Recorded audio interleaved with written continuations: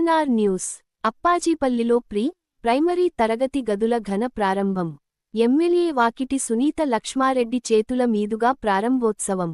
మెదక్ జిల్లా నర్సాపూర్ నియోజకవర్గంలోని కొల్చారం మండలం అప్పాజీపల్లి కొల్చారం, వ్రతంశెట్టిపల్లి, రంగంపేట్ మంలో ప్రభుత్వ పాఠశాలలో ఏర్పాటు చేసిన నూతన ప్రైమరీ తరగతి గదులను నర్సాపూర్ ఎమ్మెల్యే వాకిటి సునీత లక్ష్మారెడ్డి ఘనంగా ప్రారంభించారు.